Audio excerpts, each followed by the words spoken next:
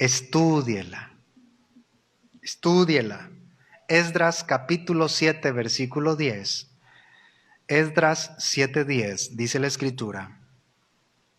Porque Esdras había preparado su corazón para inquirir la ley de Jehová y para cumplirla, y para enseñar en Israel sus estatutos y decretos. Mis hermanos, el modelo de preparación de Esdras es ejemplar, muy ejemplar, el modelo de preparación de Esdras. ¿Por qué? Nos hacemos la pregunta. Por dos características o por dos cosas que Esdras hizo. Uno, primero estudió antes de emprender una vida de obediencia. Primero estudió antes de emprender una vida de obediencia. Y segundo, practicó la ley en su propia vida antes de abrir la boca para enseñarla. Practicó la ley en su propia vida antes de abrir su boca y enseñarla. Y yo siempre he dicho este ejemplo durante mucho tiempo, tan simple como en la escuela. Si no has aprendido algo, ¿cómo vas a aplicar un procedimiento si no lo aprendes? No se puede, ¿verdad? ¿Verdad que no? Primero necesito estudiar, aprender, para aplicar tal procedimiento. El modelo de Esdras es ejemplar. Primero estudió, después lo aplicó en su propia vida ese conocimiento para después abrir su boca y enseñarla. Enseñar ese conocimiento. Y sabe, el éxito no radicaba en su fuerza, en la fuerza de Esdras, sino que el éxito de Esdras radicaba o estaba en la buena mano de Dios. Por ejemplo, el versículo 9, un versículo anterior, ahí podemos ver el respaldo, Esdras 7:9. El éxito de Esdras radicaba o estaba en la buena mano de Dios, porque Dios es bueno. ¿Cuántos dicen amén? ¿Cuántos estamos en esas manos buenas, hermanos? Dice amén. Estamos en las buenas manos de Dios. Hay una característica de los maestros de la palabra de Dios. Ahora, tenemos que decir esto. Cuando habla de los ministerios, pastor y maestro, ¿verdad? Pareciera ser que hay una división en los ministerios, dicho sea de paso. No es de que son dos distintos, pastor y maestro, porque el pastor tiene que ser maestro también. El pastor de una iglesia tiene que ser un maestro de la palabra. ¿Está usted de acuerdo? Claro que hay maestros en la iglesia que Dios ha puesto, ministerios, para que enseñen al pueblo. Pero el pastor tiene que ser maestro, tiene que ser los dos. Y hay una característica fina de un ministro de Dios. Estamos hablando ya concretamente de un pastor. ¿Cuál es esa característica fina de ese ministro de Dios? Él prepara, él arregla, se propone y se determina en su corazón, con todas sus facultades y afectos, para inquirir la ley de Dios. Ahorita vamos a explicar esto, la palabra inquirir. Para inquirir la ley de Dios. Y para hacerlo por él mismo. Para que pueda estar calificado para enseñar los estatutos y juicios al pueblo. O sea, el ministro de Dios, el que enseña la palabra, tiene que prepararse en su casa, tiene que arreglarse, tiene que proponerse, tiene que ser determinado en su corazón, según la sabiduría que Dios le haya dado. Primero tiene que estudiar como Esdras, aplicarlo en su vida y después venir y enseñarlo al pueblo lo que ha estudiado. Estoy en esta número 1, estúdiela las Escrituras. Si volvemos a Esdras 7, versículo 10, dice el versículo, porque Esdras había preparado su corazón, ¿sí observan? Para inquirir la ley de Jehová, hasta ahí, inquirir la ley de Jehová. ¿Qué significa inquirir? Significa indagar, averiguar o examinar cuidadosamente algo. Examinar cuidadosamente algo. Es decir, Esdras preparó su corazón para inquirir la ley de Dios. Esdras su corazón para indagar, para averiguar, para examinar cuidadosamente la ley de Dios. ¿Qué hago yo a título personal? Me preparo tomando un tiempo de oración antes de abrir las Escrituras para comenzar a escribir un tema. Tomo un tiempo prolongado de oración. ¿Para qué? Pidiendo a Dios su dirección, su sabiduría, para poder escribir algún tema para venir y traerlo al pueblo. Estudias después, tratas de aplicarlo en tu vida y vienes y lo enseñas al pueblo. Eso es inquirir, indagar, averiguar, examinar cuidadosamente las Escrituras. ¿Cuántos de los que estamos aquí vamos a seguir estudiando las Escrituras? ¿Están aquí? Pues venga a la escuela dominical. ¿Verdad, hermanos? Los que somos alumnos de la escuela dominical. Si cambian el maestro, van a decir. Porque Gerardo, y hay bastantitos niños, ¿eh? Ya vi bastantitos.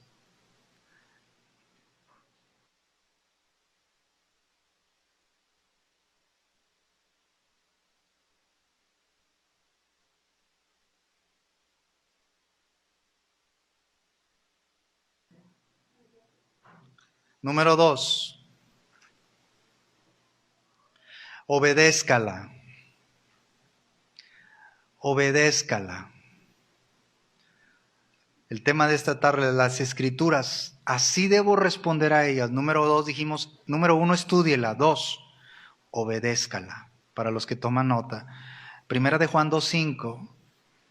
Primera de Juan capítulo 2, versículo 5. Pero el que guarda su palabra, en este verdaderamente el amor de Dios se ha perfeccionado. Por esto sabemos que estamos en Él. Pero el que guarda su palabra, en este verdaderamente el amor de Dios se ha perfeccionado. Pero esto sabemos, o por esto sabemos que estamos en Él. Este versículo, mis hermanos, recalca el hecho de que quienes de verdad han nacido de nuevo, ¿cuántos ya nacieron de nuevo? Nacieron de lo alto, son salvos. Quienes de verdad han nacido de nuevo, lo demuestran con el hábito de ser obedientes. La obediencia resulta en la seguridad de la salvación. Decíamos en la escuela dominical el domingo, incluso en la predicación. Quien ha nacido de nuevo se caracteriza por ser obediente en algo tan cotidiano.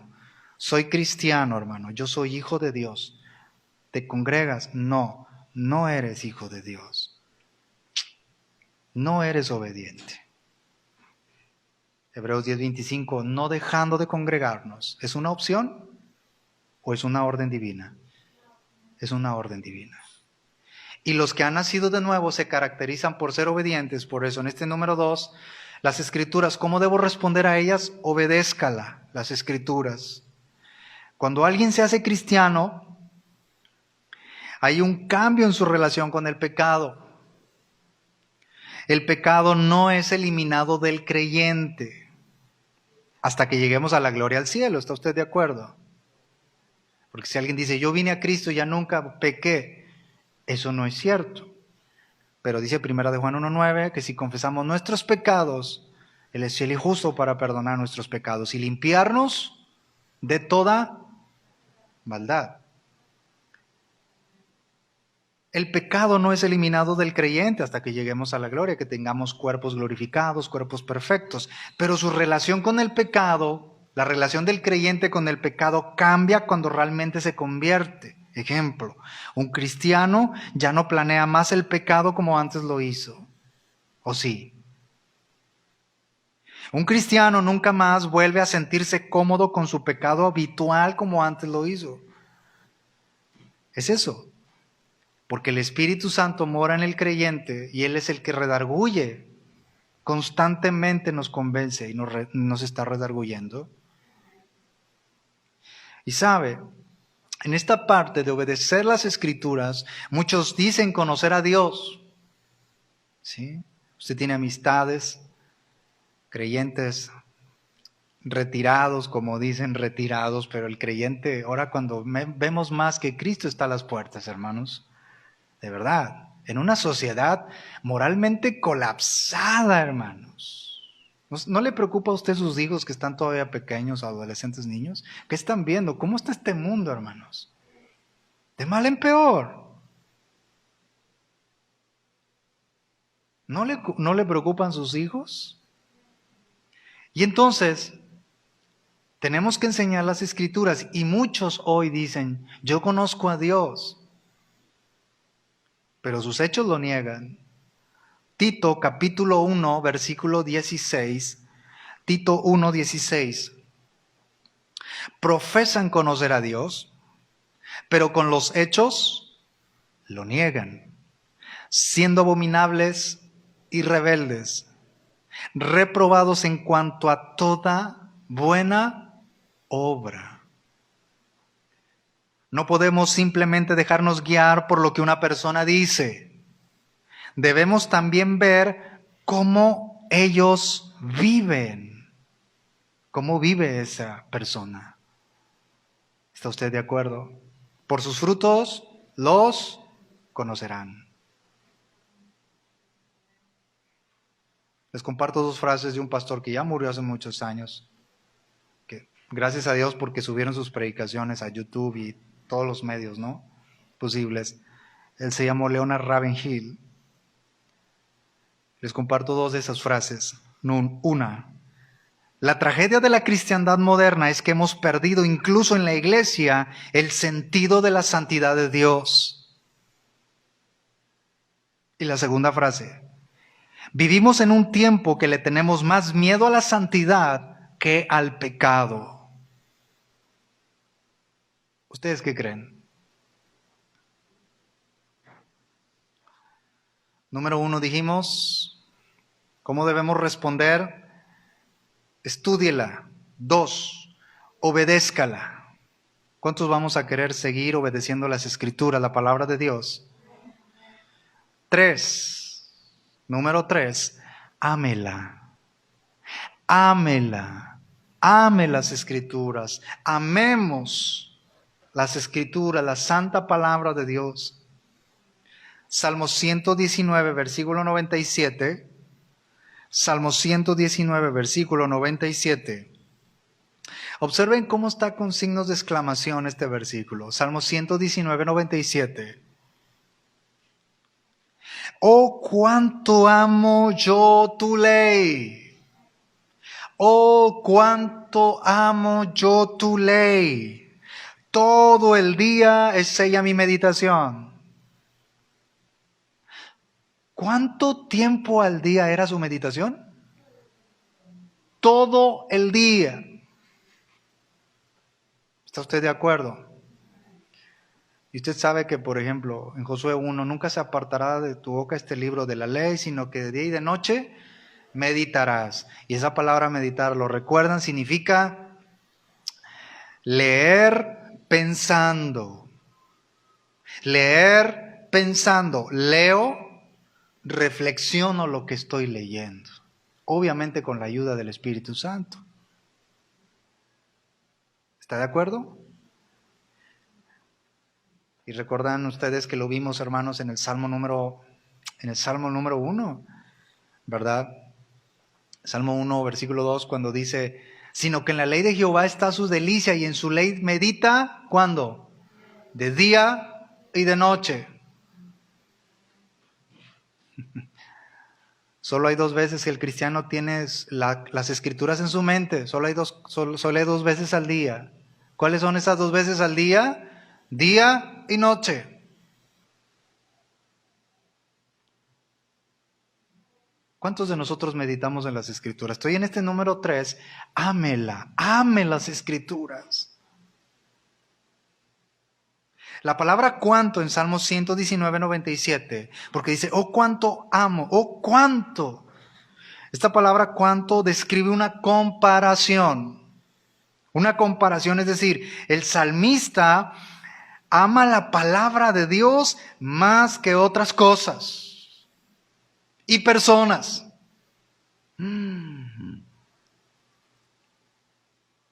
El salmista lo vio como una comparación. Oh, cuánto amo yo tu ley.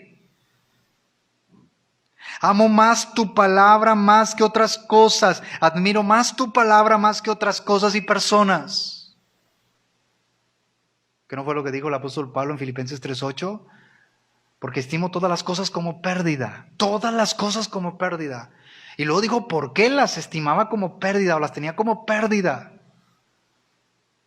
Por la excelencia del conocimiento de Cristo Jesús mi Señor. La excelencia del conocimiento de Cristo Jesús mi Señor.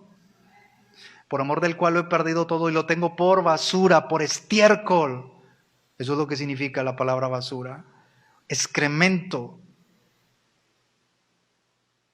Pero hoy, lo que muchos hermanos cristianos verdaderos como Pablo, como estos hombres de Dios, como mujeres de Dios, que muchos tienen algunas cosas como estiércol, hoy algunos lo tienen como en primer y segundo lugar más que la palabra de Dios. No sé si me expliqué. Hoy aman más la casa, las cosas materiales que se van a quedar, que se van a terminar. Y síguele echando y síguele echando. Es que Cristo no va a venir, hermano. Todavía no.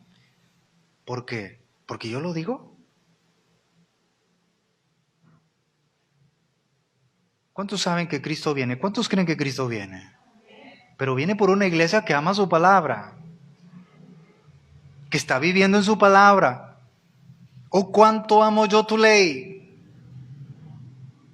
Y recuerdan ustedes, mis hermanos, que hace como 2 domingos vimos un tema o 3 domingos titulado Un verdadero discípulo, creo, o un discípulo verdadero. Y hacemos una comparación entre creyente nominal y verdadero discípulo. No sé si alguien lo recuerda. Decíamos, el creyente nominal tiene nombre de, pero no hace lo que debe de hacer. O sea, tiene nombre de cristiano, pero no lo hace. Y el verdadero discípulo, que tiene una connotación de seguidor fiel, hace lo que Cristo dice, el verdadero discípulo. Obedece, ama lo que Cristo dice. El creyente nominal puede leer la palabra de Dios. La lee. El discípulo verdadero, el hombre espiritual, la ama. Vive como si no pudiera vivir sin ella. Se levanta todos los días y reconoce, gracias a Dios por este día que me das. Abrí mis ojos, no puedo vivir sin tu palabra el día de hoy. Quiero buscar tu dirección, tu palabra. Es que estoy enfermo y me dicen que estoy orando mal, que le debo pedir a Dios todo. La Biblia dice que debemos pedir conforme a su voluntad. No es conformismo. Es que debes de pedirle a Dios que te dé los medicamentos, que te dé no sé qué tanta cosa y que no te vuelvas a enfermar. ¿Ustedes creen que esa es una oración correcta, mis hermanos? No estamos diciendo que Dios nos quiere enfermos. Él permite la enfermedad para probar nuestra fe también. Ámela. Para el creyente nominal, el que tiene nombre de, pero no lo hace, es un deber el satisfacer la conciencia. ¿En qué sentido? Algunos creyentes nominales que tienen nombre de cristiano, pero no aman la palabra de Dios verdaderamente, la leen, pero no aman la palabra de Dios. Dicho sea de paso, no nacieron de nuevo. No nacieron de nuevo, no han nacido de nuevo. ¿No le ha tocado a usted conocer a personas que, por ejemplo, tengo que tener la Biblia a un lado de mi cama porque tengo miedo y no me deja dormir, etcétera, etcétera? No sé si a usted le ha pasado eso. O conoce personas que dicen, pon la Biblia a un lado de tu almohada. ¿La conciencia?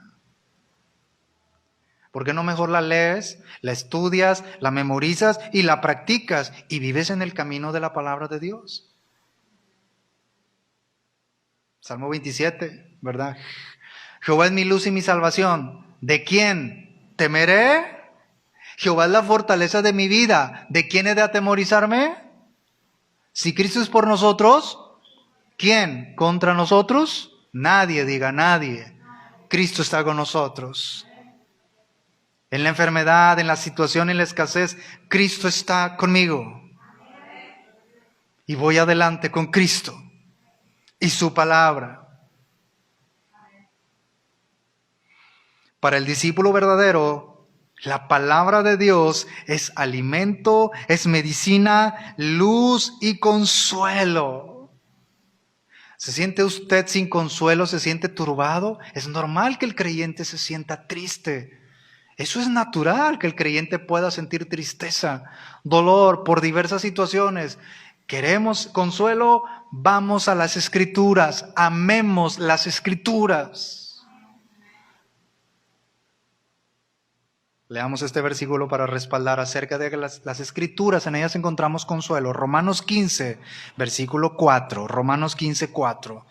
Dice la Escritura: porque las cosas que se escribieron antes, para nuestra enseñanza se escribieron, a fin de que por la paciencia, y observen que añade, y la consolación de ¿qué? De las Escrituras tengamos esperanza.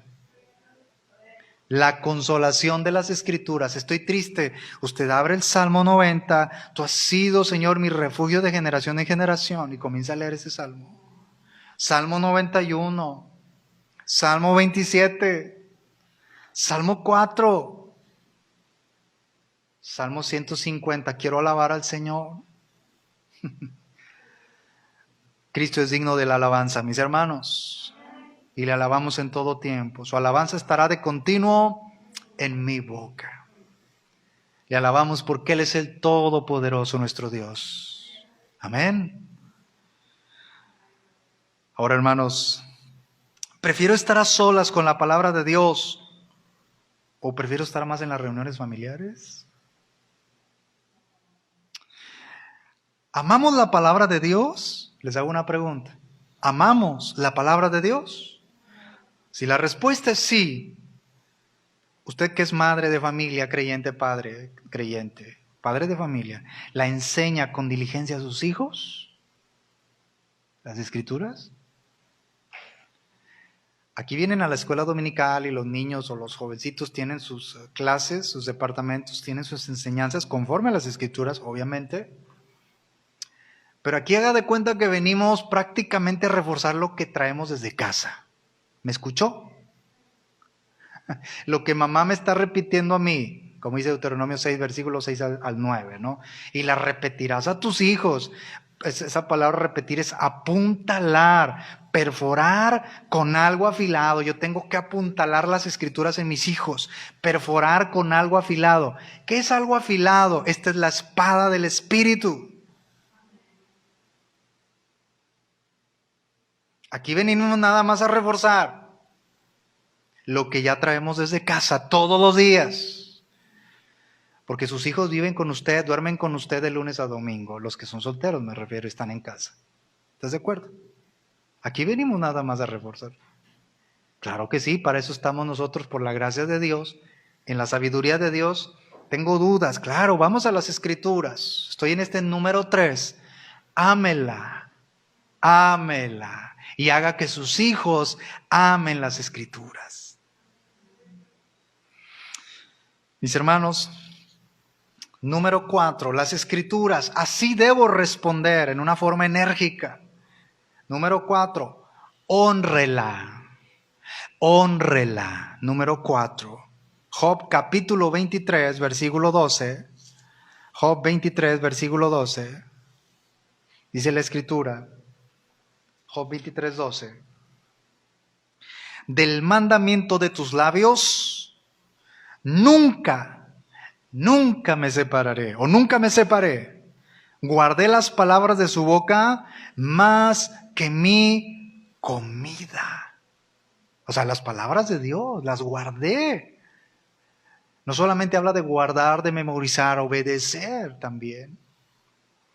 En medio de la prueba, no olvidemos, Job, en medio de la prueba, ¿alguien se encuentra aquí en medio de una prueba difícil? Hijos, problemas en la familia, alguna enfermedad terrible.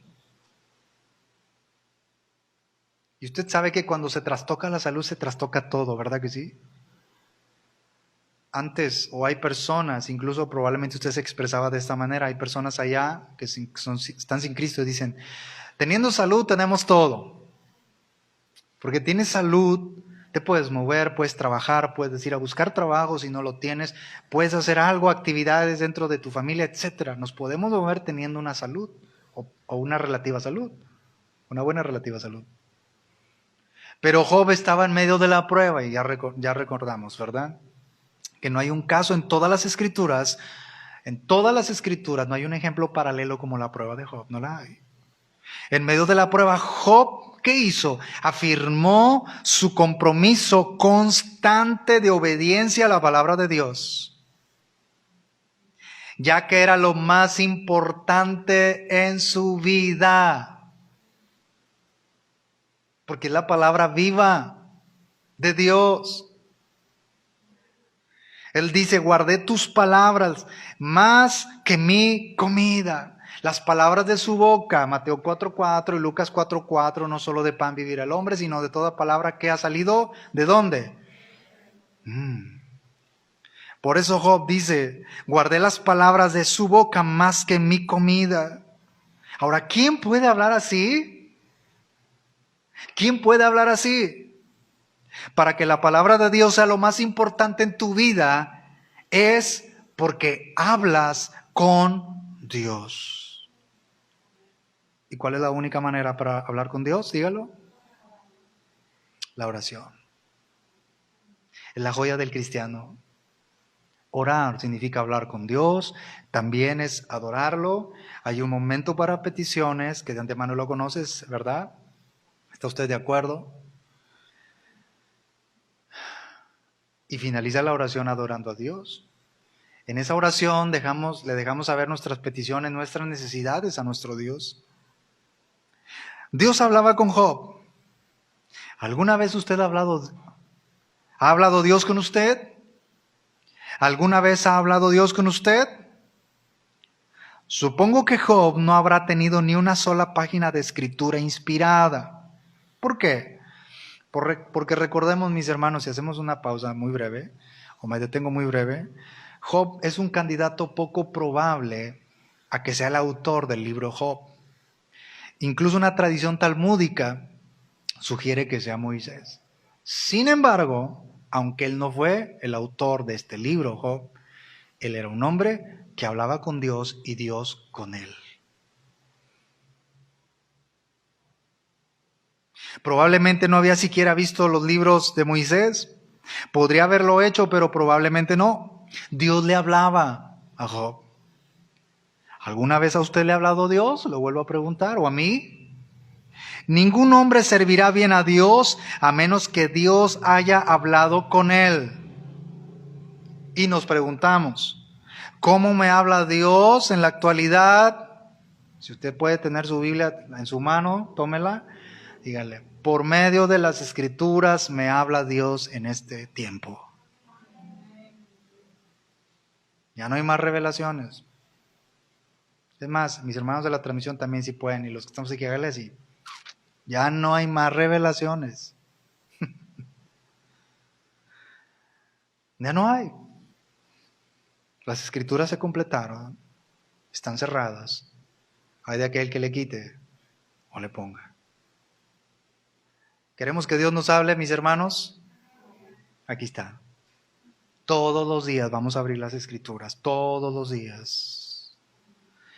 Estoy en este número 4, hónrela.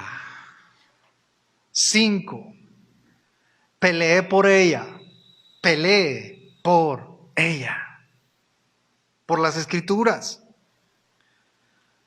Vamos a la epístola de Judas, versículo 3. Judas, versículo 3, dice, amados, por la gran solicitud que tenía de escribiros acerca de nuestra común salvación, me ha sido necesario escribiros exhortándoos que contendáis ardientemente por la fe que ha sido una vez dada a los santos. Los santos somos nosotros.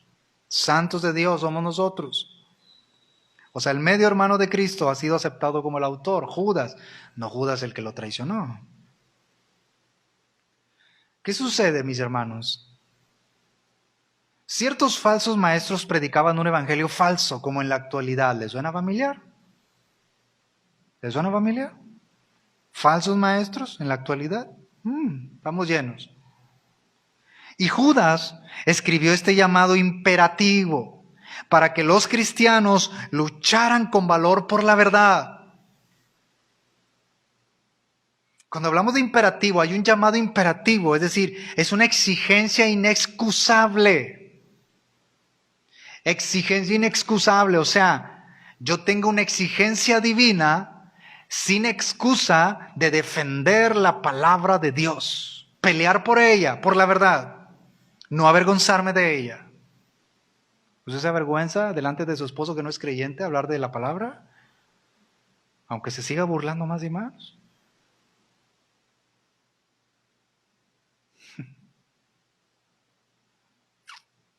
¿Se avergüenza delante de su familia de orar por los alimentos cuando está ahí en la reunión familiar? Hermanos, no nos avergoncemos. Estamos peleando por la verdad que ha salido de la boca de Dios, la palabra inspirada de Dios.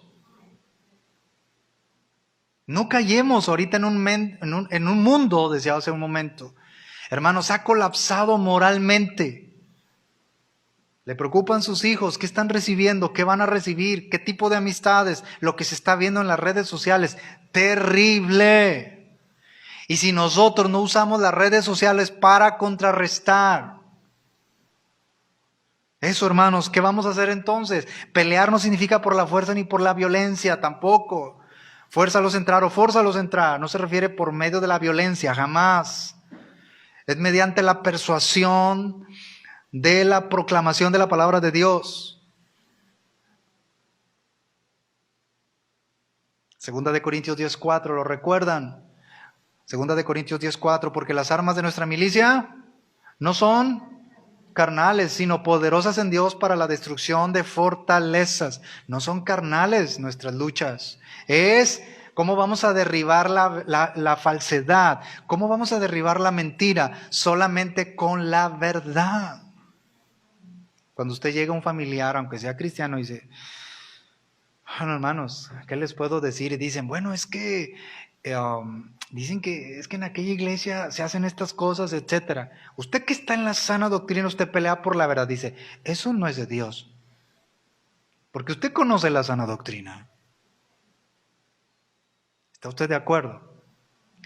Mire, ¿cuál es la mejor forma de evangelizar ahorita? Usted dice, hermano, ya no salimos, etcétera, a las calles como antes se salía, ¿no? De entregar folletos volantes. ¿Quiere evangelizar verdaderamente? Vamos a seguir compartiendo las transmisiones. No se trata de nosotros en lo personal. Se trata de la proclamación de la palabra. ¿A cuántas personas podemos llegar a través de una red social? Y a lo mejor ustedes tienen, no sé qué tantos amigos, amistades.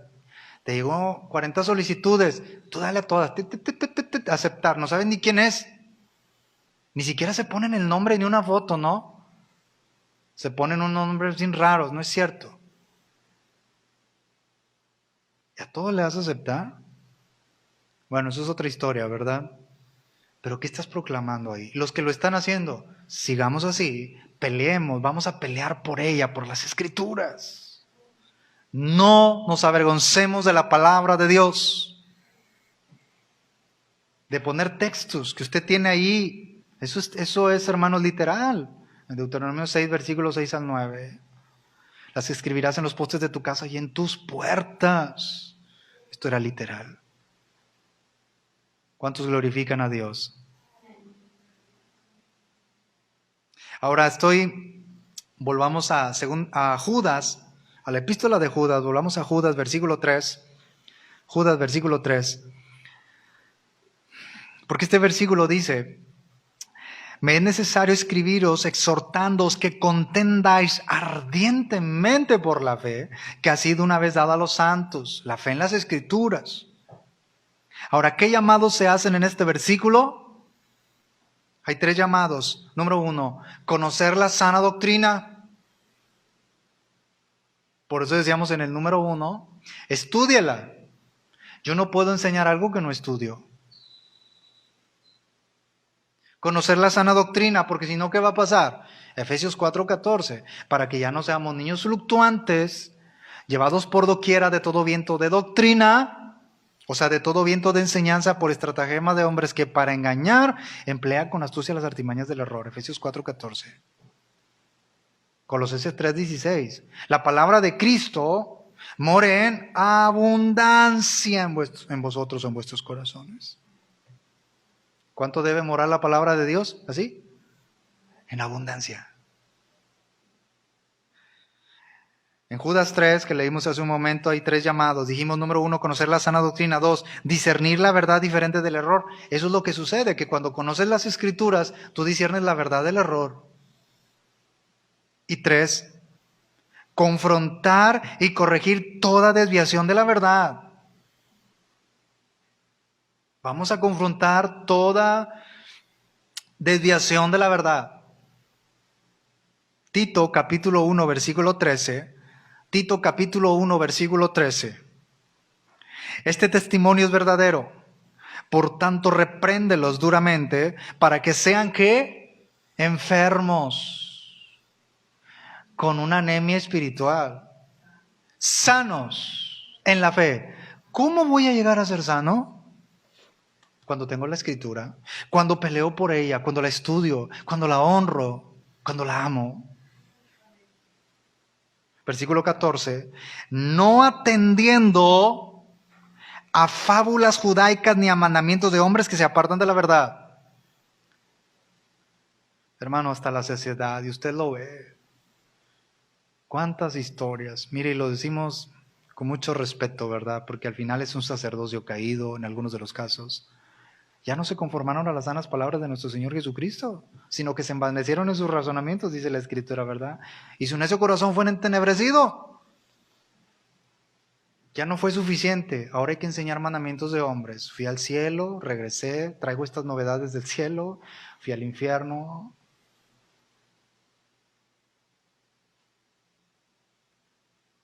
Tuve 20 sueños. Y lo sabe lo peor del caso de esto, se lo digo, hermanos. Yo siempre, esto lo digo a título personal, cuando yo escucho, incluso no personas famosas en internet, aquí, me refiero aquí, no aquí en Vida Hoy, ¿verdad? Pero que de pronto puedes tener una conversación, dices, nunca te citó la Escritura, así.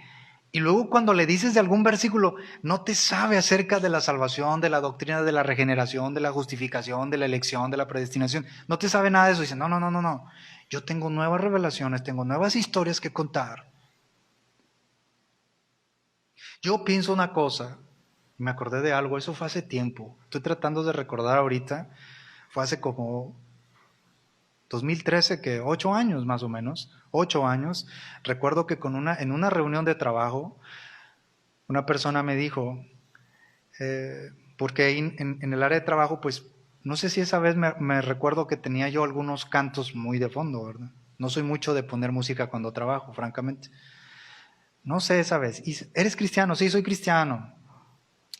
Yo también fui a una iglesia cristiana el domingo, dice, y algo me llamó la atención, ahorita me estoy acordando de eso. Le dije, sí, y me dijo el nombre de la iglesia, aquí en Monterrey. Me dijo, todo se trató de los sueños. Pusieron una olla, o sea, una olla o una tina grande, con muchas uvas, la fruta, uvas literalmente. Ahí en el púlpito o así abajo, y la señora que estaba predicando subió y empezó a contar una historia de un sueño que ella tuvo en ese día y que tenía que decirlo al pueblo, a la iglesia, y comenzó a pisar las uvas porque decía que el jugo representaba la bendición de Dios, la prosperidad, etcétera, etcétera. Y entonces me pregunta a mí qué pensaba de eso. Y uno tiene que tener mucho cuidado, ¿no es cierto? Porque aquel que cree estar firme, mire que no caiga. Yo lo único que le dije, mira, tú sigue a Cristo, pero lee su palabra. Dios te va a dar la sabiduría. Pídele a Dios, pero vea su palabra, vea la Escritura. Nosotros tenemos que conducir a las personas a las Escrituras. Estoy en este número, no sé cuál es, pelee por ella. Pelee por ella. En las conversaciones, mis hermanos, debemos defender las Escrituras. En la iglesia se debe exigir una doctrina pura y verdadera. Para estar Sanos en la fe. O sea, usted un día puede decirme, ¿sabes qué? ¿O sabe qué? No estoy recibiendo sana doctrina. Usted puede venir con toda confianza y decirme, necesito sana doctrina. Eso es lo que hay que enseñar. Dios nos libre de contar historias, fábulas, cuentos. Es suficiente, mis hermanos. Las Escrituras. Quien no desee ser sano, debe ser reprendido con las mismas Escrituras. Siguiente, voy cerrando. Esta es la penúltima. ¿Sí? ¿Es la penúltima? Sí. Oh, no, es la última. Predíquela. Para los que están tomando nota. Las Escrituras, así debo responder a ellas. Predíquela. Segunda de Timoteo capítulo 4, versículo 2. Segunda de Timoteo capítulo 4, versículo 2. Que prediques la palabra, que instes a tiempo y fuera de tiempo, redarguye, reprende, exhorta con toda paciencia y fábulas y cuentos. ¿Así dice? Exhorta con toda paciencia y ¿qué? Enseñanza. ¿Cuál doctrina? ¿Cuál enseñanza? Las Escrituras. Gerardo, ten paciencia cada vez que enseñes. Yo sé que tengo paciencia, ¿verdad? Cuando estoy dando la clase de escuela dominical. Es un deleite, hermanos, meditar en las Escrituras. Cuando me preguntaron hace muchos años, por allá del 1500 que les cuento, en la preparatoria, cuando íbamos en los carros de madera, camiones de, pues, ¿qué les digo, verdad? ¿Qué les cuento? No había camiones. ¿Cuál es tu lugar? Y tenías que ponerlo, no sé si le llamaban mural o algo así. Pues donde pasábamos todos, era como que tenías que pasar ahí para entrar a los salones, ¿verdad? A los edificios. Y que tenías que poner, en ese nos tocó a nuestros salones, ¿sabes? Participar. ¿Cuál era tu lugar favorito en el mundo? Preguntaron. Y ya sabes, comenzaron todos a poner ahí ciudades, lugares, playas, etc. Y yo recuerdo que puse un púlpito. Ese es mi lugar preferido. No saben cómo yo me gozo, hermano, no porque seamos perfectos. A veces vengo y ya quisiera estar predicando, de verdad. No es esperado de, no, ya quiero terminar. No, es, ya quiero estar ahí para predicar la palabra de Dios. Me pasa mucho esto. Estoy escribiendo y yo digo, uy, mira nada más el significado. Vamos a desglosar este 2 Timoteo 4:2. ¿Están listos? ¿Están listos? Estoy cerrando. Vamos a desglosarlo. Y yo estoy escribiendo y estudiando y los diccionarios y todos los libros.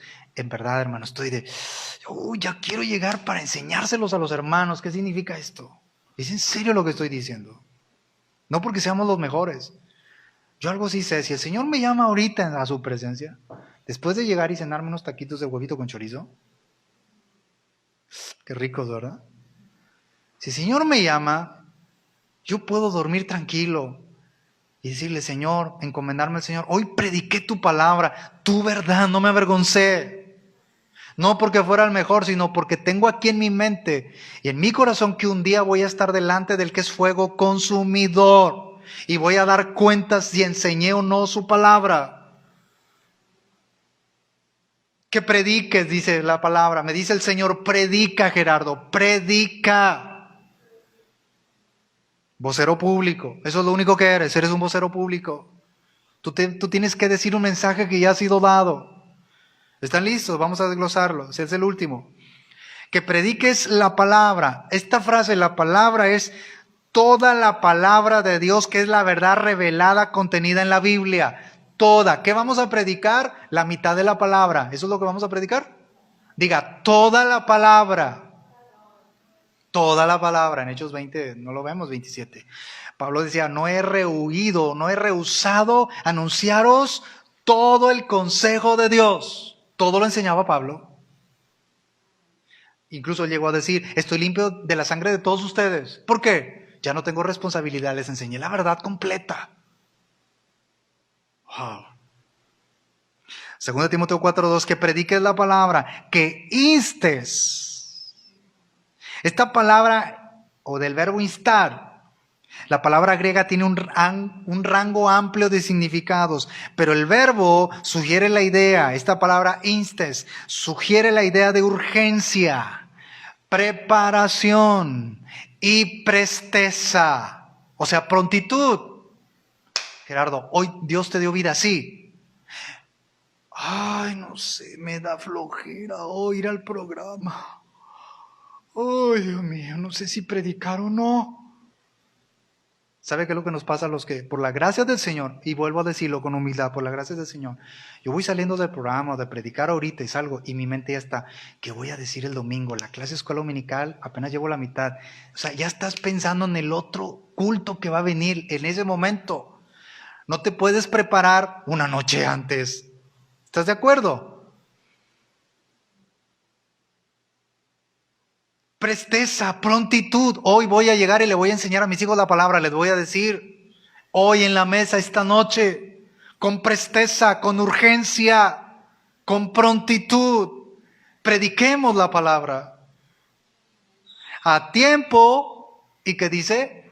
Y fuera de tiempo. El predicador fiel debe proclamar la palabra cuando sea popular o conveniente, y también si no lo es en absoluto. Gerardo, vas a ser el menos, te vas a volver tan impopular. Por eso tienes -5 conectados. No me interesa. El Señor no nos va a recompensar por nuestra fama, sino por nuestras obras. Escuchamos 2 de Corintios 5:10. Estaremos delante del tribunal de Cristo. Así que, discúlpeme lo que voy a decir o las frases que voy a usar, las palabras. Atícele a la lumbre. Ay, ¿qué es eso? Ya predica. Ya. Es que no soy pastor, no soy predicador. Y predicad el evangelio. ¿Para quién fue esa orden? Solamente para los pastores, para los predicadores, para los discípulos, para los seguidores fieles de Jesucristo. ¿Alguien es un seguidor fiel aquí de Cristo? Id y predicad el evangelio a toda criatura. El que creyere y fuere bautizado será salvo. El que no creyere será condenado. La aceptación de la gente no debe alterar el compromiso del predicador para proclamar en todo tiempo la palabra de Dios. A mí no me debe alterar ese compromiso. Si te vuelves popular o no. Oye, Gerardo, no te van a invitar, no van a querer. Pero yo tengo que predicar la verdad. No debo alterar el compromiso que yo tengo con las Escrituras. Las Escrituras, así debo responder a ellas, como predicándolas en su totalidad. Donde esté, donde estemos.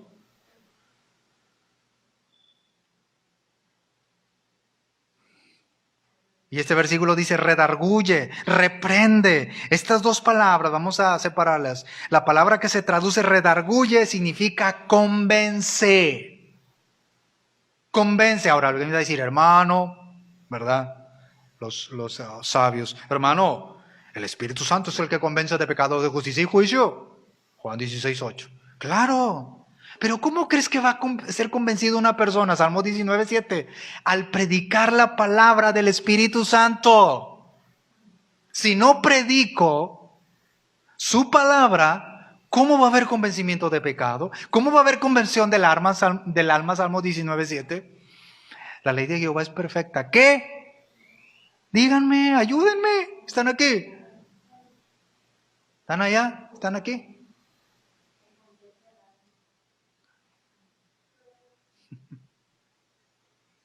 Claro que es el Espíritu Santo el que convence.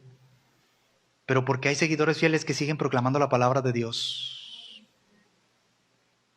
Y la palabra redarguye se traduce convence. Y la palabra, es decir, esta palabra convence se refiere a la corrección de la doctrina falsa con el uso cuidadoso de argumentos bíblicos para ayudar a la persona a entender el error. Eso es lo que tenemos que hacer. ¿Cómo voy a convencer a una persona con argumentos bíblicos? ¿Me escuchó? Es que yo creo, imagínate yo Gerardo, es que yo creo, hermano, yo pienso. Mejor vamos a ver qué piensa Dios.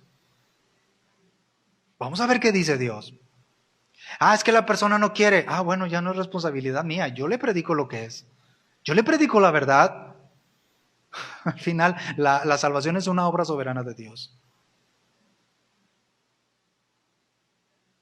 Y la palabra reprende significa, O se refiere a conducir a una persona al arrepentimiento. ¿Por qué? Porque eso es lo que hacemos, reprender, conducirnos al arrepentimiento. Ven a Cristo, mira, la Biblia dice que Él es el camino, que Él quiere perdonar tus pecados. Eso es reprender a la persona.